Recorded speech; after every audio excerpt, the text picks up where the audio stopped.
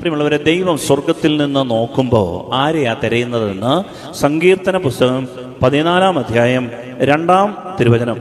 ദൈവം ആരെയാണ് അന്വേഷിക്കുന്നതെന്ന് അറിയാമോ? ദൈവം നോക്കുമ്പോൾ ദൈവം അന്വേഷിക്കുന്ന ആളുകൾ ആരെക്കുറിച്ചാണെന്ന് അറിയാമോ?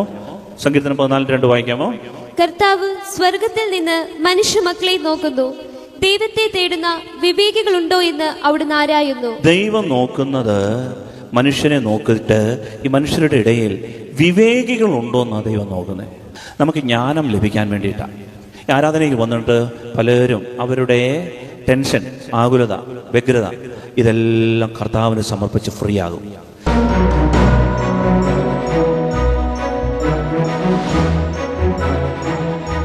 നമ്മളിന്ന് നമ്മുടെ കുഞ്ഞുങ്ങൾക്ക് വേണ്ടി പ്രത്യേകം പ്രാർത്ഥിക്കുകയാണ്. കുറച്ച് കുഞ്ഞുങ്ങളൊക്കെ വന്നിട്ടുണ്ട്. അവരെ നമ്മളൊന്ന് അനുഗ്രഹിച്ച് പ്രാർത്ഥിക്കണം.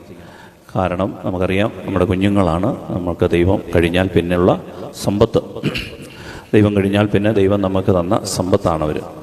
നമുക്കറിയാം, ദൈവം നമുക്ക് കുഞ്ഞുങ്ങളെ തന്നത് വെറുതെ ഒരു ആക്സിഡൻ്റലായിട്ട് തന്നതല്ല, മറിച്ച് ദൈവം നമുക്ക് തന്നത് സൃഷ്ടിയുടെ മഹത്വമായിട്ട് കുഞ്ഞുങ്ങൾ മാറാനാണ്. സൃഷ്ടിയുടെ മഹത്വം. ഓരോ മനുഷ്യനും നമ്മളെ ദൈവം സൃഷ്ടിച്ചിരിക്കുന്നത് സൃഷ്ടിയുടെ മഹത്വം. നമ്മളെ മനുഷ്യനാക്കുന്നത് വിശേഷപ്പെട്ട ജ്ഞാനമാണ്. അപ്പോൾ അതുകൊണ്ട് നമ്മുടെ കുഞ്ഞുങ്ങളിൽ ജ്ഞാനം നിറയുന്നില്ല എങ്കിൽ നമ്മളുടെ ജീവിതം പരാജയപ്പെടും. അതുകൊണ്ട് നമ്മളിന്ന് കുഞ്ഞുങ്ങളെ ജ്ഞാനം കൊണ്ട് നിറയ്ക്കണമേ എന്ന് ആഗ്രഹിച്ച് പ്രാർത്ഥിക്കുകയാണ്. Hallelujah, hallelujah. സന്തോഷത്തോടെ ഹല്ലേലൂയ, ഹല്ലേലൂയ. പുറത്തൊക്കെ വന്നിട്ടുള്ള കുഞ്ഞുങ്ങളൊക്കെ അകത്ത് കയറിക്കോളൂ കേട്ടോ.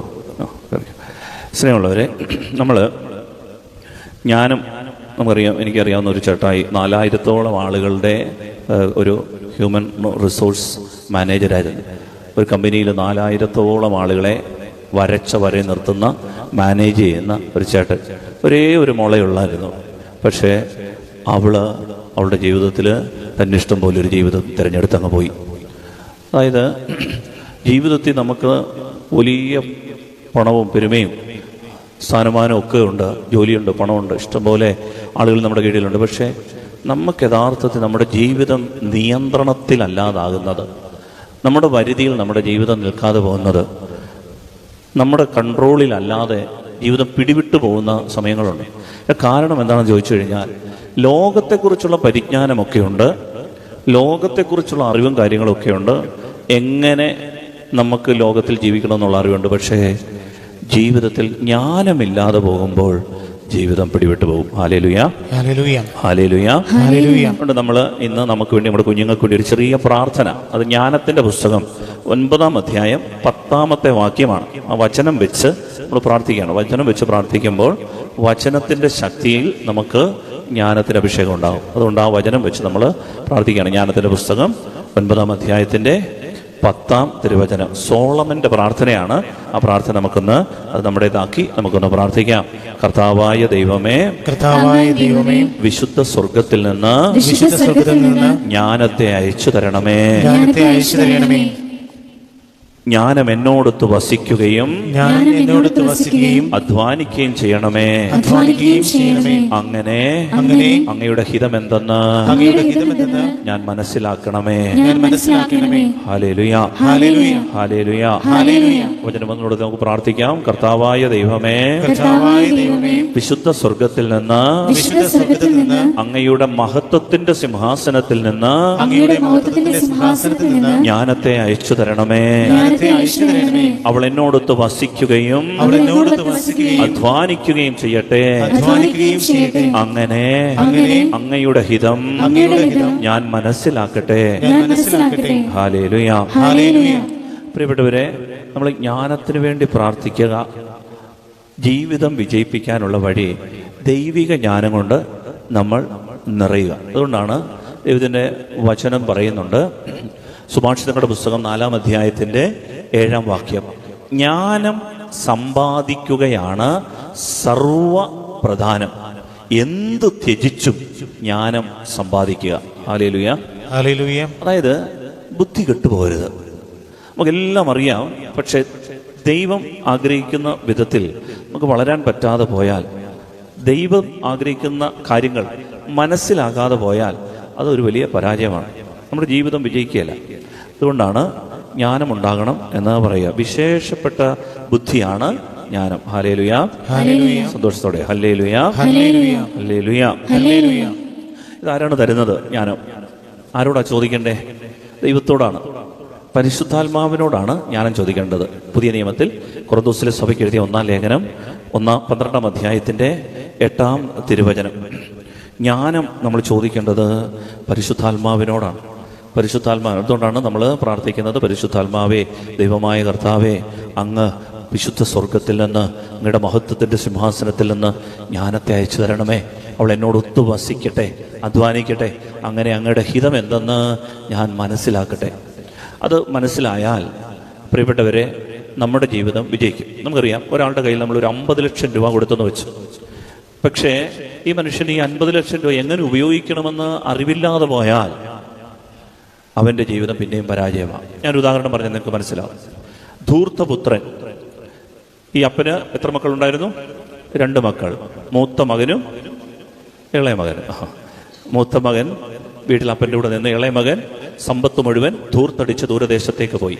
ചോദ്യം ഇതാണ്, ഈ അപ്പന് ഇഷ്ടം പോലെ പൈസ ഉണ്ടായിരുന്നു, എന്നിട്ടും എന്തേ ഈ അപ്പൻ ഈ മകൻ്റെ പുറകെ ആളുകളെ വിട്ട് എൻ്റെ കുഞ്ഞിനെ നോക്കിക്കൊള്ളണം, പന്നിക്കുഴി ചെന്ന് വീഴാതെ, അവനൊരു ക്ഷീണം ഉണ്ടാകാതെ അവനെ നോക്കിക്കൊള്ളണേ എന്ന് പറഞ്ഞുകൊണ്ട് ജോലിക്കാരെ, കൂലിക്കാരെ, വേലക്കാരെ അവൻ്റെ പുറകെ പൈസയും കൊടുത്ത് അയക്കാഞ്ഞത് എന്താ? ഈ മകൻ പോയി തകർന്നു വീഴാൻ സാധ്യതയുണ്ട്.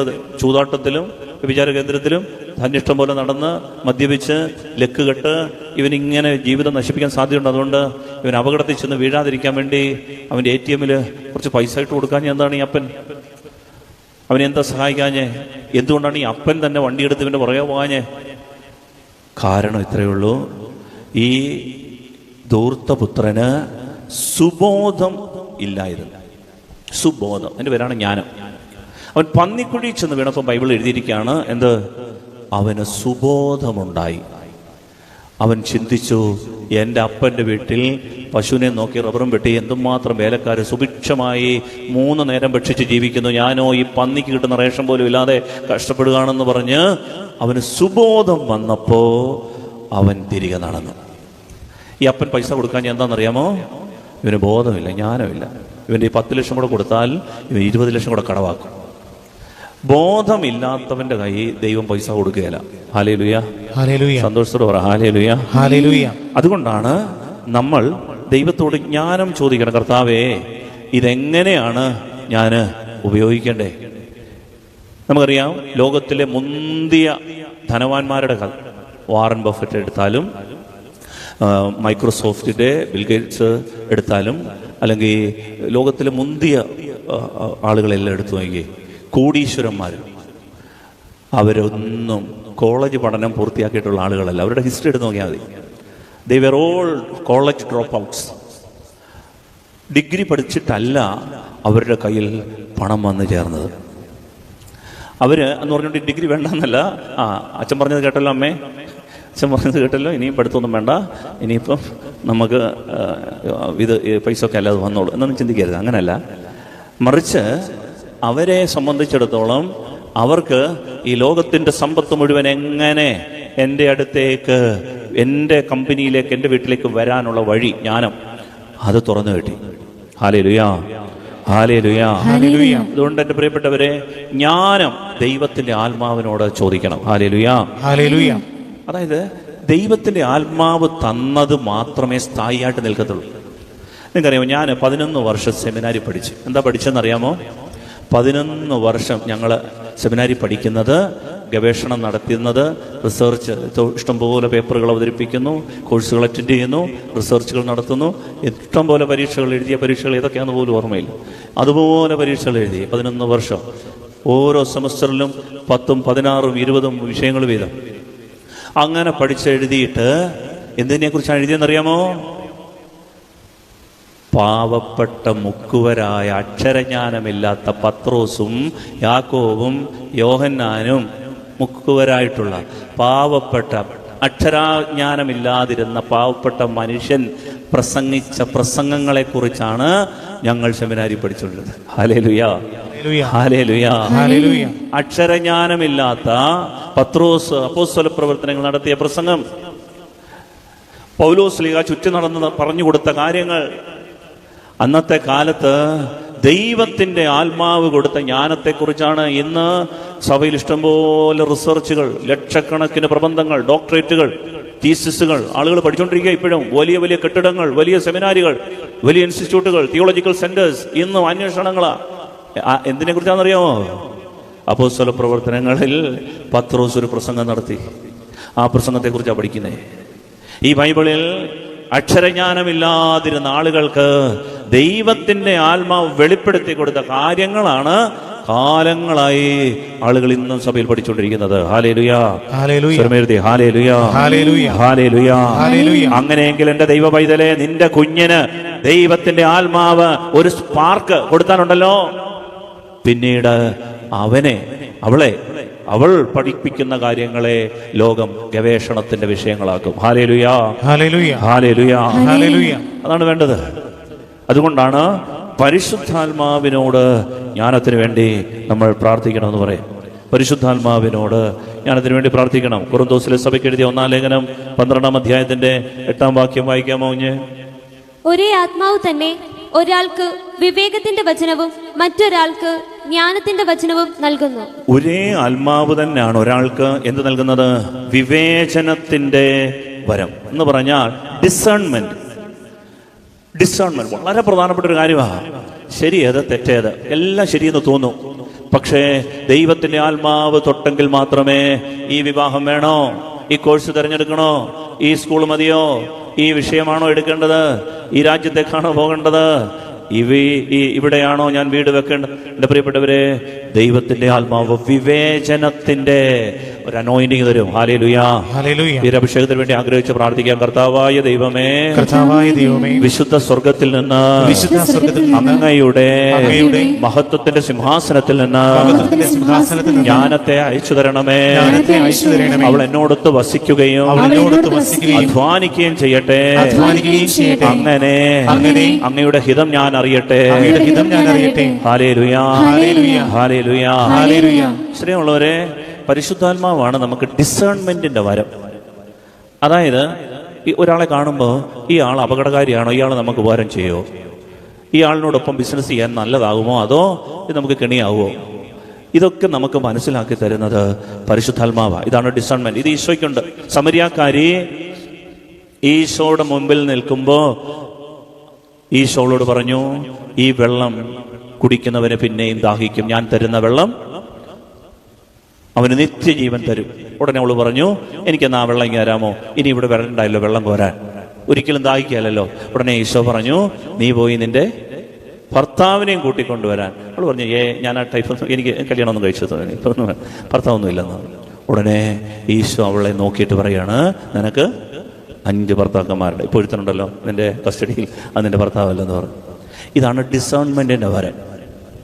സ്നേഹമുള്ളവരെ, വിവേചിച്ചറിയാനുള്ള, ഒരാളെ കാണുമ്പോൾ പുറമേ കാണുന്നതല്ല, ഈ ആളിൽ ഏത് ടൈപ്പാണ് എന്ന് മനസ്സിലാക്കാനൊരു വരം. ഇത് ഈശോയ്ക്കുള്ള വരമാണ്. ഒരാളെ വിവേചിച്ചറിയാൻ, വെളുത്തതെല്ലാം പാലല്ല എന്ന് മനസ്സിലാക്കാൻ ഒരു കൃപ കിട്ടും. ഹല്ലേലൂയ, പരിശുദ്ധാത്മാവ് നൽകട്ടെ ആ കൃപ. Hallelujah, hallelujah. അതുകൊണ്ടാണ് ആ വചനം ഒന്നുകൂടെ വായിച്ചേ. ഒരേ ആത്മാവ് തന്നെ ഒരാൾക്ക് വിവേകത്തിന്റെ വചനവും മറ്റൊരാൾക്ക് ജ്ഞാനത്തിന്റെ വചനവും നൽകുന്നു. മറ്റൊരാൾക്ക് ജ്ഞാനത്തിന്റെ വചനവും നൽകുന്നു. ഇത് പരിശുദ്ധാത്മാവാണ് തരുന്നത്. അതുകൊണ്ട് നമ്മൾ പരിശുദ്ധാത്മാവിനോട് പ്രാർത്ഥിക്കണം. സോളമനാണ് ബൈബിളിൽ ജ്ഞാനത്തിന്റെ ഉറവിടമായിട്ട് കാണുന്നത്. നമ്മുടെ കുഞ്ഞുങ്ങളെ അനുഗ്രഹിച്ച് പ്രാർത്ഥിക്കുമ്പോൾ സലോമോൻ പ്രാർത്ഥിച്ച പ്രാർത്ഥന അവര് ചൊല്ലാനായിട്ട് പറയണം. ജ്ഞാനത്തിന്റെ പുസ്തകം 9-ാം അധ്യായം ഒരു പ്രാർത്ഥനയാണ്. ആ പ്രാർത്ഥന, ആ പുസ്തകം, ആ അധ്യായം വായിച്ചിട്ട് കുഞ്ഞുങ്ങൾ സ്കൂളിൽ പോകാൻ പറയണം. ആ അധ്യായത്തിനകത്ത് ഒരു പ്രാർത്ഥനയാണ്. ജ്ഞാനത്തിൽ വളരാൻ ആഗ്രഹിക്കുന്നവർ ജ്ഞാനത്തിന്റെ പുസ്തകം 6 മുതൽ 10 വരെയുള്ള അധ്യായങ്ങൾ പ്രാർത്ഥിക്കണം. അത് പ്രാർത്ഥനയാണ്. അത് മനസ്സിലാക്കിയാൽ ദൈവത്തിന്റെ ജ്ഞാനം നമ്മിൽ നിറയും. ഹല്ലേലൂയ. നമുക്കറിയാം, ഈ ലോകത്തിൽ പിടിച്ചാൽ കിട്ടാത്ത രീതിയിൽ മാധ്യമങ്ങൾ പലവിധ കാര്യങ്ങൾ പടച്ചുവിടുകയാണ്. പിള്ളേർ അതിനകത്ത് ഉക്കം നോക്കിയിരിക്കുന്നതാണെങ്കിൽ നോക്കിയിരിക്കും. ഇതിനകത്തൊന്നും മാറ്റിയെടുക്കാൻ വലിയ പാടാ. പ്രിയപ്പെട്ട ദൈവമക്കളെ, ഈ മലവെള്ളപ്പാച്ചിലിനെ മണ്ണാങ്കട്ട കൊണ്ട് തടുക്കാൻ ശ്രമിക്കരുത്. ഈ മലവെള്ളപ്പാച്ചിലിനെ മണ്ണാങ്കട്ട കൊണ്ട് തടയാൻ ശ്രമിക്കരുത്.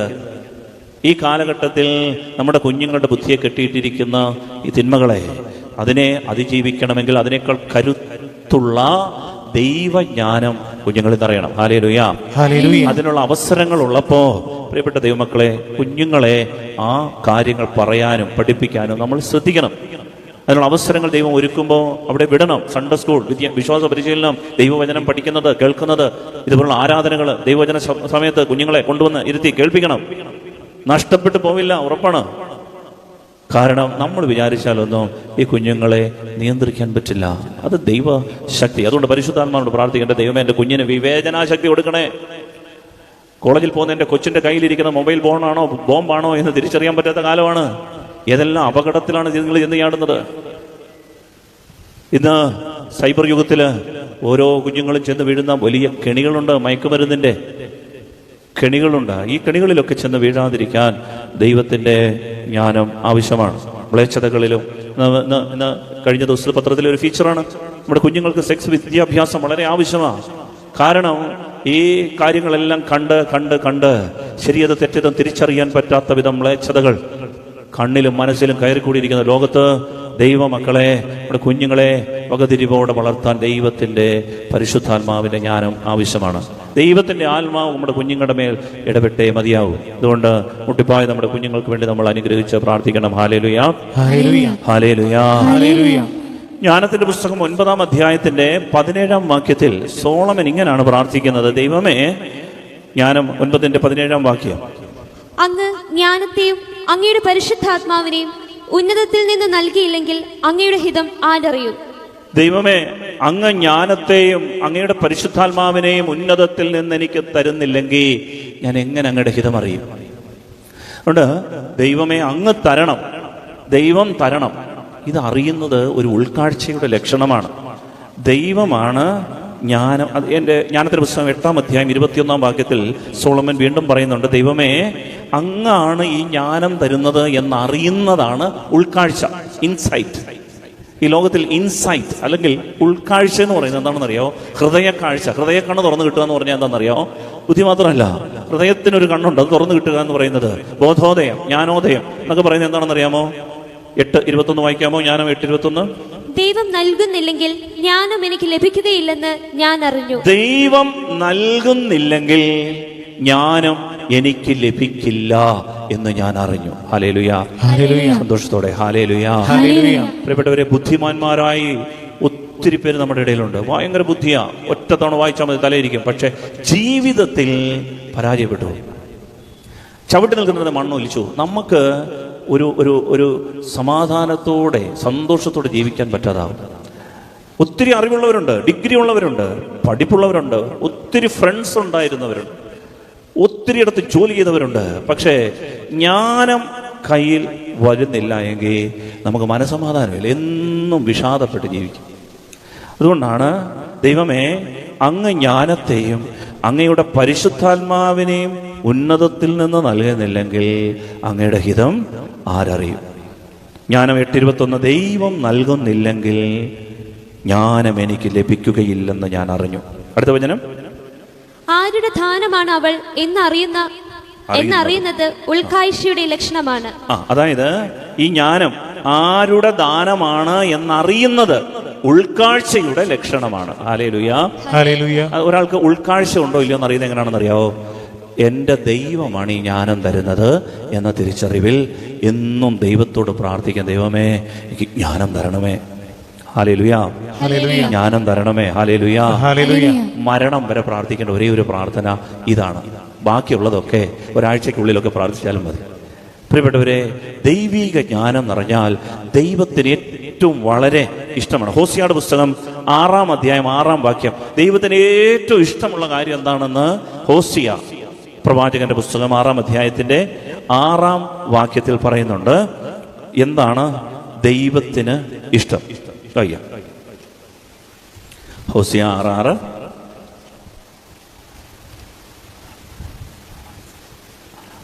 ഞാൻ വായിക്കാം. ദഹന ബലികളല്ല, ദൈവജ്ഞാനമാണ് എനിക്കിഷ്ടം. ദൈവം പറയാണ്, അല്ലേ? വായിച്ചേ. ബലിയല്ല, സ്നേഹമാണ് ഞാൻ ആഗ്രഹിക്കുന്നത്.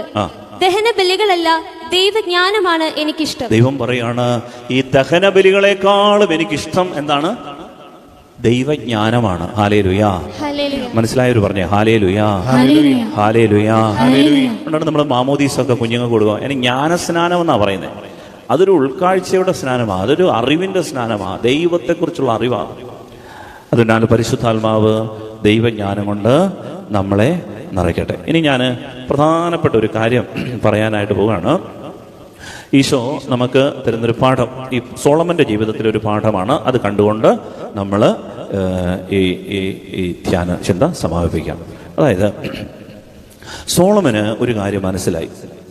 സോളമൻ പ്രാർത്ഥിച്ചൊരു കാര്യം എന്താണെന്ന് അറിയാമോ? സോളമൻ പ്രാർത്ഥിച്ചത്, ദൈവമേ എനിക്ക് നിന്റെ ജ്ഞാനം തരണമേ. 1 രാജാക്കന്മാരുടെ പുസ്തകം 3-ാം അധ്യായം 9-ാം തിരുവചനം. ഈ ജ്ഞാനത്തിന് വേണ്ടി പ്രാർത്ഥിച്ചാൽ ഒരു പ്രത്യേകതയുണ്ട്. എന്താണെന്ന് അറിയാമോ? നമ്മളിപ്പോൾ ജോലിക്ക് വേണ്ടി പ്രാർത്ഥിച്ചാൽ കർത്താവ് ജോലി തരും. നമ്മളിപ്പോൾ വസ്തുവിന് വേണ്ടി പ്രാർത്ഥിച്ചാൽ വസ്തു തരും. നമ്മൾ പൈസ ഇല്ല കർത്താവ് പിള്ളേരെ വളർത്തണം, ജോലി എങ്ങനെയൊക്കെ പണി തന്നെ, അപ്പോൾ കർത്താവ് ജോലി നമുക്ക് തരും. ഓക്കെയാണ്. പക്ഷെ ജ്ഞാനത്തിന് വേണ്ടി പ്രാർത്ഥിച്ചാൽ എന്താണ് ഗുണമെന്നറിയാമോ? അതാണ് 1 രാജാക്കന്മാരുടെ പുസ്തകം 3-ാം അധ്യായം 9-ാം വാക്യം ഒന്ന് വായിക്കും. ഈ മഹാജനത്തെ ഭരിക്കാൻ ആർക്ക് കഴിയും?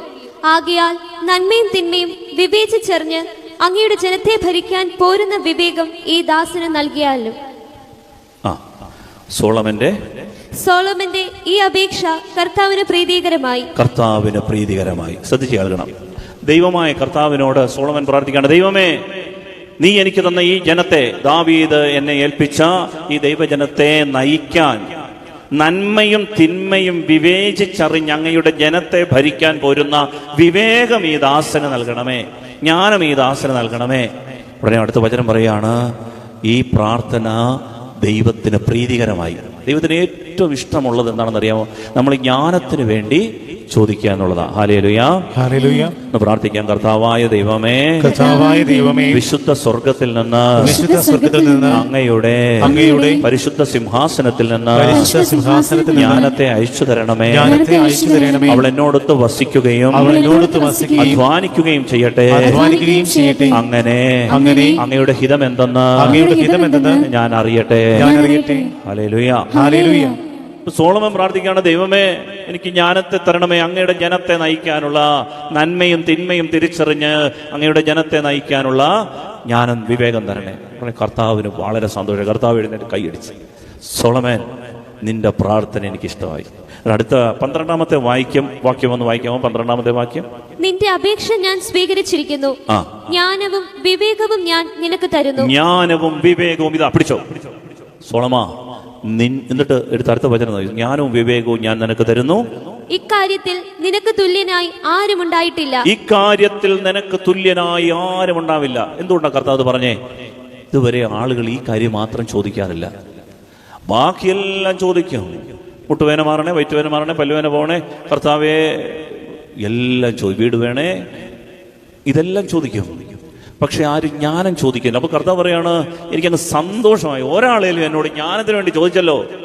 എന്നിട്ട് പറയാണ്, ഈ കാര്യത്തിൽ നിനക്ക് തുല്യനായി ആരും ഉണ്ടാവില്ല എന്ന് വെച്ചാൽ നിനക്ക് ഞാൻ എൻ്റെ ജ്ഞാനം മുഴുവൻ എന്താ തരാൻ പോവാണ്.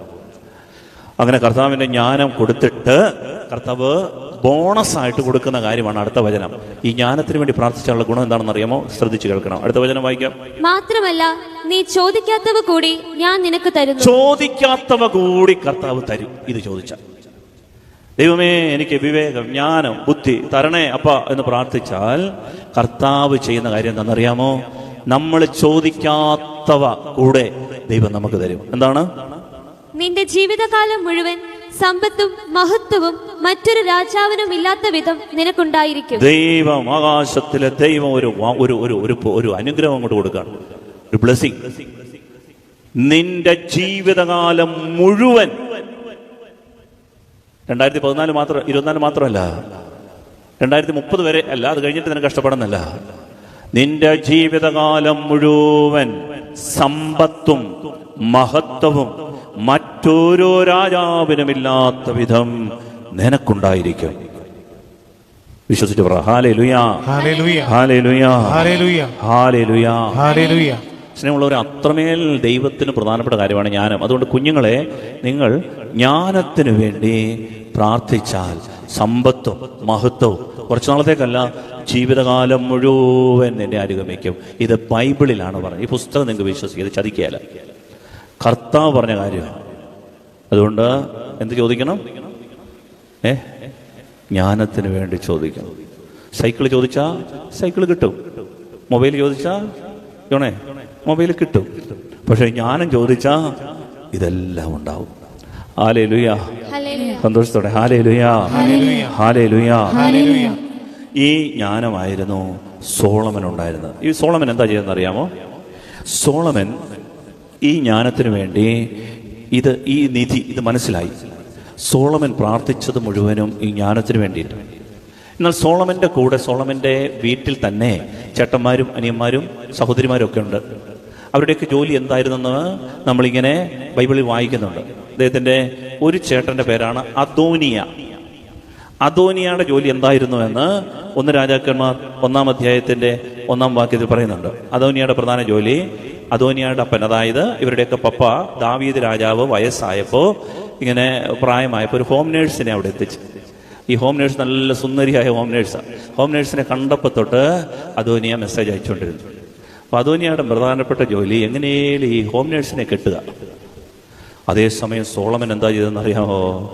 സോളമൻ ചെയ്യുന്നത് ഗിബയോൻ എന്ന് പറയുന്ന സ്ഥലം, അതാണ് 1 രാജാക്കന്മാരുടെ പുസ്തകം 3-ാം അധ്യായം 4-ാം വാക്യത്തിൽ നമ്മൾ വായിക്കുന്നത്.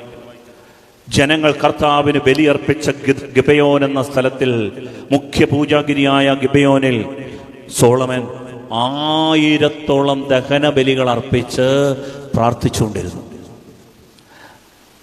ഇവിടെ ചേട്ടന്മാരും അനിയന്മാരും ഒക്കെ ഇങ്ങനെ, വേറൊരു ചേട്ടനാണ് അബ്സലോം. അബ്സലോം എന്ത് ചെയ്യുന്നതെന്നറിയാമോ? അബ്സലോം എങ്ങനെ അപ്പൻ്റെ ഈ സിംഹാസനം അടിച്ചു മാറ്റാൻ പറ്റും. പട്ടാള വിപ്ലവത്തിലൂടെ അപ്പനെതിരെ ലഹള ഉണ്ടാക്കുക, കലഹം ഉണ്ടാക്കുക, വീട്ടിൽ വഴക്കുണ്ടാക്കുക, ഇതൊക്കെയാണ് ഒരു ചേട്ടൻ്റെ ജോലി. വേറൊരു ചേട്ടൻ പ്രണയവും കൊണ്ട് ഇങ്ങനെ നടന്നു. വേറൊരു ചേട്ടൻ ഇങ്ങനെ 3-4 ചേട്ടന്മാരുടെ കഥകളൊക്കെ ബൈബിളിൽ പറയുന്നുണ്ട്. എന്നാൽ സോളമൻ എന്ത് ചെയ്തു? സോളമനാകട്ടെ ദൈവം മുൻപാകെ ബലിയർപ്പിച്ച് പ്രാർത്ഥിച്ചുകൊണ്ടിരിക്കുമോ. 1000-ഓളം ബലിയർപ്പിച്ചെന്ന് പറഞ്ഞാൽ ഏതാണ്ട് 2.5 വർഷക്കാലം. ഒരു ദിവസം ഒരു ബലി വെച്ച് നോക്കിയാൽ 2.5 വർഷക്കാലം സോളമൻ്റെ പ്രാർത്ഥന എന്താ? ദൈവമേ, എനിക്ക് ജ്ഞാനം തരണമേ. ദൈവമേ, അങ്ങയുടെ വിവേകവും വിവേചനാശക്തി എനിക്ക് തരണമേ. ദൈവം എന്ത് കൊടുത്തു? ജ്ഞാനവും വിവേകവും അറിവും എല്ലാം കൊടുത്തു. കൂടെ സമ്പത്തും മഹത്വവും മറ്റാർക്കുമില്ലാത്ത വിധം അവന് കൊടുത്ത് അനുഗ്രഹിച്ചു. ഹല്ലേലൂയ, സന്തോഷത്തോടെ ഹല്ലേലൂയ, ഹല്ലേലൂയ. സ്നേഹമുള്ളവരെ, ദൈവം നമുക്ക് തരുന്നതായാണ് ഈ ജ്ഞാനം. ഇതാണ് ദൈവത്തിന് ഏറ്റവും പ്രധാനപ്പെട്ടതായ കാര്യം. അതുകൊണ്ട് എല്ലാം അതുകൊണ്ട് ഞങ്ങൾ അച്ഛന്മാരെ കുറിച്ച് പറയുന്നത് എന്താണെന്ന് അറിയാമോ? ദൈവത്തിന് ആത്മാവ് പറയുന്നത്, പുരോഹിതൻ അധരത്തിൽ ജ്ഞാനം സൂക്ഷിക്കണം. ഞങ്ങളെക്കുറിച്ചും പറയുന്നതാണ്. ദൈവത്തിന് ആഗ്രഹം ഇതാണ്, പുരോഹിതൻ അധരത്തിൽ ജ്ഞാനം സൂക്ഷിക്കണം. ജനം പ്രബോധനം തേടി അവനെ സമീപിക്കണം. മലാഖിയുടെ പുസ്തകം 2-ാം അധ്യായം 7-ാം തിരുവചനം. ദൈവത്തിന്റെ ആഗ്രഹമാണ് പുരോഹിതന്മാര് ജ്ഞാനം സൂക്ഷിക്കണം. അധരത്തിൽ ജനം പ്രബോധനം തേടി അവന്റെ അടുത്ത് വരണം. കാരണം ദൈവം ഏറ്റവും കൂടുതൽ ആഗ്രഹിക്കുന്നത്, ഇഷ്ടപ്പെടുന്നത് ദൈവ ജ്ഞാനമാണെന്ന് ഏറ്റു പറഞ്ഞ് പ്രാർത്ഥിക്കാം. കർത്താവായ ദൈവമേ, വിശുദ്ധ സ്വർഗത്തിൽ നിന്ന്, അങ്ങയുടെ മഹത്വത്തിന്റെ സിംഹാസനത്തിൽ നിന്ന് ജ്ഞാനത്തെ അയച്ചു തരണമേ. അവൾ എന്നോടൊത്ത് വസിക്കുകയും അധ്വാനിക്കുകയും ചെയ്യട്ടെ. അങ്ങനെ അങ്ങയുടെ ഹിതം എന്തെന്ന് ഞാൻ അറിയട്ടെ. Hallelujah, hallelujah. പ്രിയമുള്ളവരെ, ദൈവം സ്വർഗത്തിൽ നിന്ന് നോക്കുമ്പോൾ ആരെയാ തിരയുന്നതെന്ന് സങ്കീർത്തന പുസ്തകം 14-ാം അധ്യായം 2-ാം തിരുവചനം. ദൈവം ആരെയാണ് അന്വേഷിക്കുന്നതെന്ന് അറിയാമോ? ദൈവം നോക്കുമ്പോൾ ദൈവം അന്വേഷിക്കുന്ന ആളുകൾ ആരെക്കുറിച്ചാണെന്നറിയാമോ? സങ്കീർത്തനം 14:2 വായിക്കാമോ? കർത്താവ് സ്വർഗത്തിൽ നിന്ന് മനുഷ്യമക്കളെ നോക്കുന്നു, ദൈവത്തെ തേടുന്ന വിവേകികളുണ്ടോ എന്ന് അവിടുന്ന് ആരായുന്നു. ദൈവം നോക്കുന്നത് മനുഷ്യനെ നോക്കിയിട്ട് ഈ മനുഷ്യരുടെ ഇടയിൽ വിവേകികളുണ്ടോ എന്നാണ് ദൈവം നോക്കുന്നത്.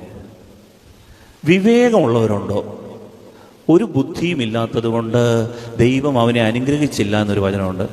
ഒന്നിലും ജ്ഞാനമില്ലാത്തത് കൊണ്ട് ദൈവം അവനെ അനുഗ്രഹിച്ചില്ല. എൻ്റെ പ്രിയപ്പെട്ട ദൈവത്തിൻ്റെ അനുഗ്രഹത്തിൻ്റെ അടിത്തറ എന്ന് പറയുന്നത് ദൈവജ്ഞാനമാണ്. Hallelujah, hallelujah.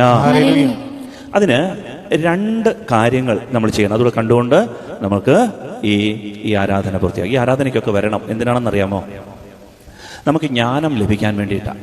ഈ ആരാധനയിൽ വന്നിട്ട് പലരും അവരുടെ ടെൻഷൻ, ആകുലത, വ്യഗ്രത ഇതെല്ലാം കർത്താവിന് സമർപ്പിച്ച് ഫ്രീ ആകും. അപ്പോഴവർക്ക് കിട്ടുന്ന അഭിഷേകമാണ് ജ്ഞാനം. ബൈബിളിൽ പറയുന്നുണ്ടത്. പ്രഭാഷകന്റെ പുസ്തകം 38 അധ്യായം 14 തിരുവചനം. പ്രഭാഷകൻ 38:14 വായിക്കാമോ? എങ്ങനെയാണ് ജ്ഞാനം ലഭിക്കുന്നതെന്ന് പറയുന്നുണ്ട്. രോഗം നിർണയിച്ച് സുഖപ്പെടുത്തി ജീവൻ രക്ഷിക്കാൻ അവിടുത്തെ അനുഗ്രഹത്തിന് വേണ്ടി അവനും കർത്താവിനോട് പ്രാർത്ഥിച്ചിട്ടുണ്ട്. പ്രഭാഷകൻ 38:14 വാക്യം ആണോ? വ്യഗ്രതകൾ ഒഴിഞ്ഞാലേ ജ്ഞാനം ലഭിക്കുന്നൊരു വചനമുണ്ടോ? പ്രഭാഷകന്റെ പുസ്തകം 15 അധ്യായം 1 വാക്യം വായിക്കാമോ? പ്രഭാഷകൻ 15:1. കർത്താവിന്റെ ഭക്തൻ ഇത് ചെയ്യും, കൽപ്പനകളിൽ ഉറച്ചു നിൽക്കുന്നവന് ജ്ഞാനം ലഭിക്കും. അതായത് രണ്ട് കാര്യങ്ങളാണ് ബൈബിൾ പഠിപ്പിക്കുക. ഒന്ന്, വ്യഗ്രതകൾ ഒഴിഞ്ഞാൽ ജ്ഞാനം ലഭിക്കും. വ്യഗ്രതകൾ ഒഴിഞ്ഞാൽ ജ്ഞാനം ലഭിക്കും. രണ്ട്, ദൈവത്തിൻ്റെ കൽപ്പനകളിൽ ഉറച്ചു നിൽക്കുന്നവന് ജ്ഞാനം ലഭിക്കും. ദൈവം രണ്ട് പ്രോമിസാണ് തരുന്നത്. വളരെ പ്രധാനപ്പെട്ട രണ്ട് കാര്യങ്ങളാണ്. ഒന്ന്, വ്യഗ്രതകൾ ഒഴിയുക. വ്യഗ്രത ഒരു പാപമാണ്. ലൂക്കായുടെ സുവിശേഷം 21:34 പറയുന്നുണ്ട്, സുഖലോലുപത, മദ്യാസക്തി, ജീവിത വ്യഗ്രത, ഇതെല്ലാം പാപമാണ്. സുഖലോലുപത പോലെ, മദ്യാസക്തി പോലെ ഒരു പാപമാണ് ജീവിത വ്യഗ്രത. ടെൻഷൻ അടിച്ച് കളയുക. അങ്ങനെ ടെൻഷൻ അടിച്ച് ഇങ്ങനെ വേവ് തിന്ന് ഉത്കണ്ഠപ്പെട്ട് നമ്മൾ മനസ്സിങ്ങനെ അസ്വസ്ഥമായി ഒരു സന്തോഷമില്ല, ഒരു സമാധാനമില്ല നടക്കുന്നതിൻ്റെ പേര് വ്യഗ്രത. ബൈബിൾ പറയാണ്, ജ്ഞാനം കിട്ടണമെങ്കിൽ ഒന്ന്, വ്യഗ്രതകൾ ഒഴിഞ്ഞാലേ ജ്ഞാനം ലഭിക്കും. ആ വാക്യം കിട്ടിയോ? പ്രഭാഷകന്റെ പുസ്തകത്തിലാണോ അല്ലേ? 38:4 14 വ്യഗ്രതകൾ ഒഴിഞ്ഞാലേ ജ്ഞാനം ലഭിക്കും. 14 അല്ലേ? ഉണ്ടോ? അതൊന്ന് വായിച്ച് നോക്കിയെടുത്തേ. ആ അധ്യായത്തിൽ തന്നെ ഉണ്ടെന്ന് തോന്നുന്നു. വ്യഗ്രതകൾ ഒഴിഞ്ഞാലേ ജ്ഞാനം ലഭിക്കും. അതുകൊണ്ട് പ്രിയപ്പെട്ടവരെ, അതുകൊണ്ട് ഈ ആരാധനയ്ക്കൊക്കെ വന്നിട്ട് മനസ്സ് തുറന്ന്, ഹൃദയം തുറന്ന്, കണ്ണുകൾ അടച്ച്, കർത്താവേ എൻ്റെ ജീവിതത്തിൻ്റെ ഈ ആകുലതകളെല്ലാം ഒന്ന് എടുത്തു മാറ്റണോ എന്ന് ശക്തമായി സ്തുതിച്ചൊന്ന് പ്രാർത്ഥിക്കണം. അപ്പോൾ ഈ ടെൻഷൻ അതൊന്ന് ഫ്രീ ആകണം, അത് സോയിലൈസ്ഡ് ആക്കണം ടെൻഷൻ. അപ്പോൾ നമുക്കെല്ലാം ഒത്തിരിയേറെ വ്യഗ്രതകളുണ്ട്, ഭയങ്ങളുണ്ട്, ഉത്കണ്ഠകളുണ്ട്, ആകുലതകളുണ്ട്, നാളത്തെ കാര്യത്തെക്കുറിച്ചുള്ള ടെൻഷനുണ്ട്, ഉണ്ടെന്നേ. പക്ഷേ ദൈവത്തിൻ്റെ മുൻപിൽ കുഞ്ഞുങ്ങൾ, ദൈവമക്കൾ ദൈവപിതാവിൻ്റെ മുമ്പിൽ വന്ന് വളരെ ഫ്രീ ആയിട്ട് എൻ്റെ അപ്പ ഇതാണ് എൻ്റെ അവസ്ഥ എന്ന് തുറന്നങ്ങോട്ട് പറയുമ്പോൾ നമുക്ക് ജ്ഞാനം ലഭിക്കും. വഴികൾ തുറന്നു കിട്ടും. ഇതാണ് വഴി, ഇതിലെ പോകാൻ പറഞ്ഞു കിട്ടും. ജ്ഞാനം, വിവേകം, ബുദ്ധി തെളിഞ്ഞു കിട്ടും. ജീവിതം ഇത് പരാജയപ്പെടാൻ ദൈവം അനുവദിക്കുകയല്ല. കിട്ടിയോ? 24 അല്ലേ? 14 വായിച്ചേ. പണ്ഡിതന്റെ വിജ്ഞാനം വിശ്രമത്തെ ആശ്രയിച്ചിരിക്കുന്നു. വ്യഗ്രതകൾ ഒഴിഞ്ഞാലേ ജ്ഞാനം ലഭിക്കൂ. വ്യഗ്രതകൾ ഒഴിഞ്ഞാലേ ജ്ഞാനം ലഭിക്കുകയുള്ളൂ. അതുകൊണ്ട് വെറുതെ ജ്ഞാനം കിട്ടില്ല. അതുകൊണ്ട് നമ്മൾ ചെയ്യേണ്ട ഒറ്റ കാര്യം, ആദ്യമേ ഈ ടെൻഷനൊക്കെ ഒന്ന് മാറ്റി വെച്ച് കർത്താവിന് മുമ്പേ കുഞ്ഞുങ്ങളെ പോലെ നിൽക്കണം. പ്രിയപ്പെട്ടവരെ, ദൈവം നമ്മളെ അനുഗ്രഹിച്ചുയർത്തും. നമ്മൾ കരുതും വിശുദ്ധർക്കാണ് ഈ പരിശുദ്ധാത്മാവിനെ കിട്ടാൻ പോകുന്നത്. അങ്ങനല്ല. വിശുദ്ധർക്ക് എന്തിനാ പരിശുദ്ധാത്മാവ്? പരിശുദ്ധാത്മാവിന്റെ പേര് പരിശുദ്ധിയുടെ ആത്മാവെന്നാ. വിശുദ്ധർക്ക് പിന്നെ എന്തിനാ പ്രത്യേകിച്ച് പരിശുദ്ധാത്മാവ്? വിശുദ്ധർക്ക് ആത്മാവിന്റെ ശക്തിയുണ്ട്. പാപികളെ തിരഞ്ഞാണ് കർത്താവ് വന്നേ. അതുകൊണ്ട് നമുക്ക് കുറവുകളും ബലഹീനതകളും കോട്ടങ്ങളും ക്ഷീണങ്ങളും ഒക്കെ വന്നിട്ടുണ്ട്. ജീവിതത്തിൽ ഒത്തിരി ബുദ്ധിമുട്ടുകളുണ്ട്. പറ്റുന്നില്ല ചില കാര്യങ്ങൾ നിയന്ത്രിക്കാൻ. പക്ഷേ ദൈവം മുമ്പാകെ വന്നിട്ട്, അപ്പാ അങ്ങയുടെ മക്കളാ ഞാൻ, അങ്ങയുടെ മകനാ ഞാൻ, ഇതങ്ങോട്ട് ഏറ്റുപറഞ്ഞ് നമ്മുടെ ആകുലതകളെല്ലാം ദൈവം മുമ്പാകെ എന്ന് ഏറ്റുപറയുമ്പോൾ വ്യഗ്രതകൾ ഒഴിഞ്ഞു പോകും. ദൈവം ജ്ഞാനം കൊണ്ട് നിറയ്ക്കും. Hallelujah, hallelujah. 2 പ്രഭാഷകന്റെ പുസ്തകം 15:1 വാക്യം, കൽപ്പനകളിൽ ഉറച്ചു നിൽക്കുന്നവന് ജ്ഞാനം ലഭിക്കും. അതായത് നമുക്ക് നിയമങ്ങളൊക്കെ അറിയാം, പക്ഷേ ചില കാര്യങ്ങളിലൊക്കെ ഉറപ്പുണ്ടാകണം. എന്താണെന്നറിയാമോ? ഇല്ലെങ്കിൽ ജ്ഞാനം തന്നു കഴിഞ്ഞാൽ ജ്ഞാനം പല വിധത്തിൽ അങ്ങ് ചിതറിപ്പോവും. ഇതെല്ലാം ഈ ലീക്കായി പോവും. ദൈവം ജ്ഞാനം തരും, അത് പോവും. ദൈവം ജ്ഞാനം തരും, അതങ്ങ് ഊർന്നു പോകും. പക്ഷേ ഉറപ്പുള്ള കൽപ്പനകളിൽ ഉറച്ചു നിൽക്കുന്നവന് ജ്ഞാനം ലഭിക്കുമെന്ന് പറഞ്ഞു കഴിഞ്ഞാൽ ചില കാര്യങ്ങളിലൊക്കെ ചില തീരുമാനങ്ങൾ എടുക്കാനുള്ള കഴിവുണ്ടാകണം. ഹല്ലേലൂയ. അങ്ങോട്ടും ഇങ്ങോട്ടും ചാഞ്ചാടി നടക്കുകയല്ല. ചില കാര്യങ്ങൾ സങ്കടമാണ്, ചിലതൊക്കെ അകത്തൊരുതാത്തത് വേണ്ട, നോ എനിക്ക് വേണ്ട എന്ന് വെക്കാനുള്ള ഒരു കൃപ അതിൻ്റെ പ്രിയപ്പെട്ട ദൈവമക്കളെ നമുക്ക് വേണം. അങ്ങനെ കൽപ്പനകളിൽ ഉറച്ചു നിൽക്കുന്നവന് ജ്ഞാനം ലഭിക്കും. ഇതാണ് ദൈവത്തിൻ്റെ വചനം നമ്മളെ പഠിപ്പിക്കുക. അതുകൊണ്ട് നമുക്ക് ഈ ജ്ഞാനത്തിന് വേണ്ടി നമ്മൾ പ്രാർത്ഥിക്കണം. ഹല്ലേലൂയ, സ്വരമേർത്തി ഹല്ലേലൂയ, ഹല്ലേലൂയ. പ്രിയപ്പെട്ട ദൈവമക്കളെ, ഇന്ന് ഒരുപാട് ആൾക്കാർ അവരുടെ ജീവിതത്തിൽ എടുത്ത ഒരൊറ്റ തീരുമാനത്തിൻ്റെ പേരിൽ ഒരുപാട് സഹിക്കുന്ന ആളുകളെ ഞാൻ കണ്ടിട്ടുണ്ട്. ഒറ്റ തീരുമാനം പാളിപ്പോയി.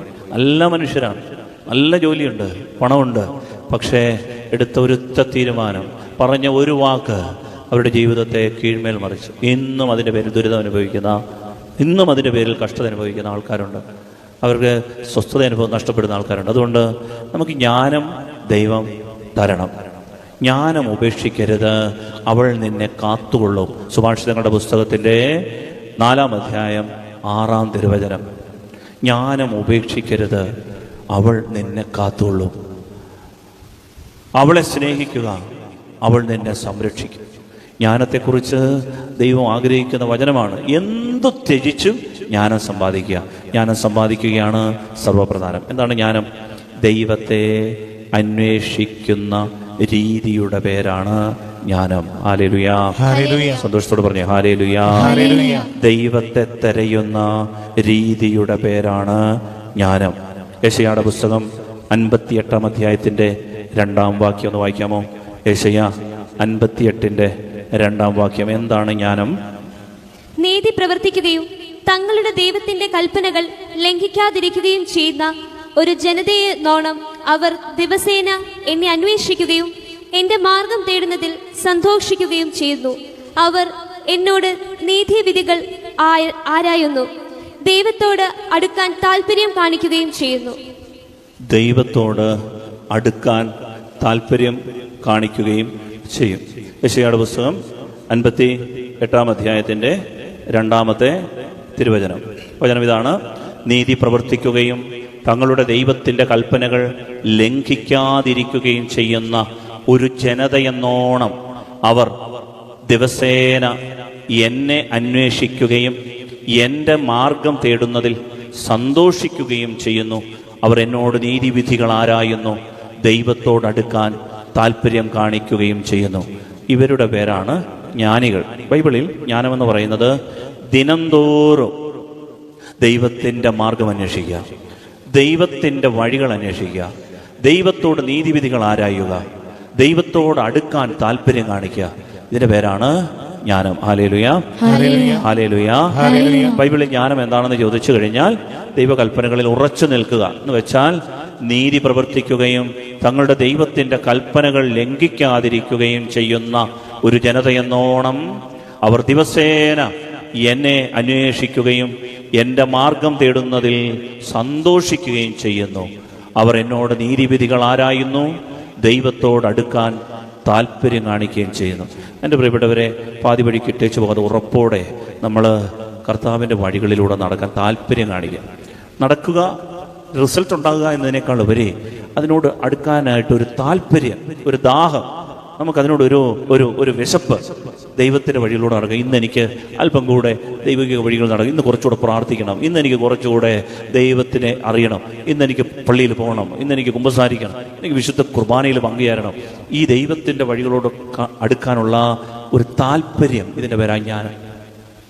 ഇതാണ് ദൈവം ആഗ്രഹിക്കുന്ന ജ്ഞാനം. അതുകൊണ്ടാണ് ദൈവം ജ്ഞാനികളെ എന്തിനേക്കാളും ഉപരി ജ്ഞാനികളെ സ്നേഹിക്കുന്നത്. നമുക്ക് എഴുന്നേറ്റ് നിന്ന് നമ്മുടെ കുഞ്ഞുങ്ങളെ അനുഗ്രഹിച്ചൊന്ന് പ്രാർത്ഥിക്കാം. കർത്താവേ, ഞങ്ങളുടെ കുഞ്ഞുങ്ങൾക്ക് ദൈവത്തെ തിരയാനുള്ള കൃപ കൊടുക്കണമേ എന്ന് പ്രാർത്ഥിക്കാം.